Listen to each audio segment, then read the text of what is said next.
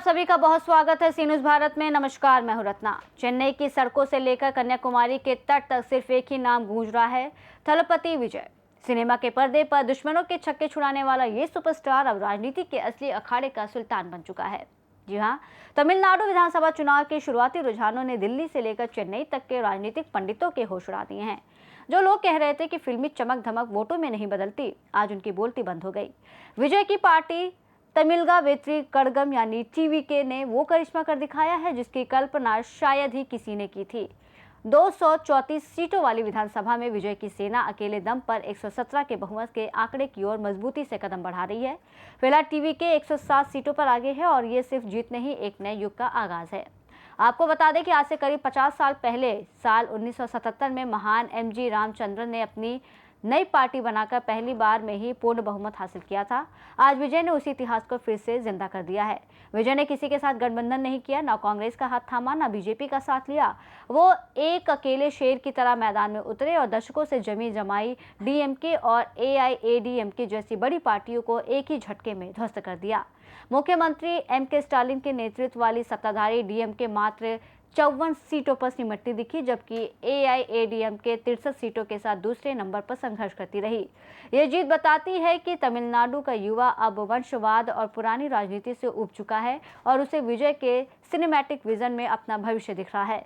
वहीं विजय की इस 100+ सीटों वाली ऐतिहासिक ओपनिंग को समझने के लिए हमें फ्लैशबैक में जाना होगा। दरअसल दक्षिण की राजनीति हमेशा से सितारों की कर्मभूमि रही है, लेकिन हर किसी को विजय नहीं मिली। एनटी रामाराव ने 1982 में तेलुगु देशम पार्टी बनाई और 9 महीने में कांग्रेस का सुपड़ा साफ कर दिया।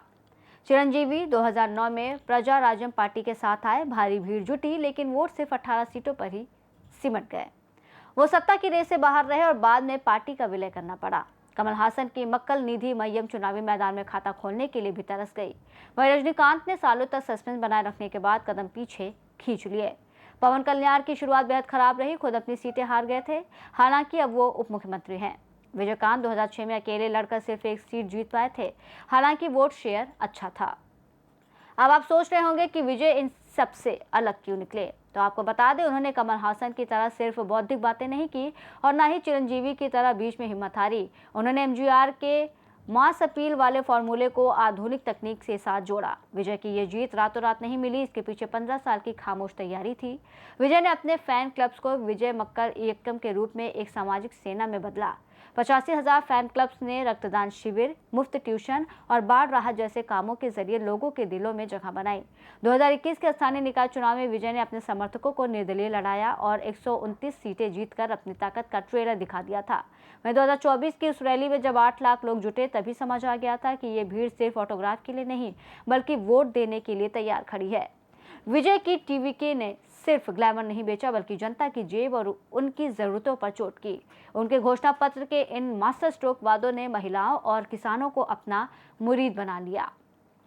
महिलाओं के लिए हर महीने 2500 रुपए की सीधी आर्थिक मदद, गरीब परिवारों की बेटियों की शादी में 8 ग्राम सोना और सिल्क की साड़ी, विधवाओं दिव्यांगों के लिए 3000 रुपए का मासिक भत्ता, 200 यूनिट मुफ्त बिजली और साल में 6 मुफ्त एलपीजी सिलेंडर, 5 एकड़ से कम जमीन वाले किसानों का फसल ऋण पूरी तरह माफ, ग्रेजुएट युवाओं को 4000 रुपए और डिप्लोमा धारकों को 2500 रुपए का भत्ता, हर घर तक नल से जल और एक उन्नत शिक्षा प्रणाली का वादा, संविदा कर्मचारियों को नियमित करने का भरोसा।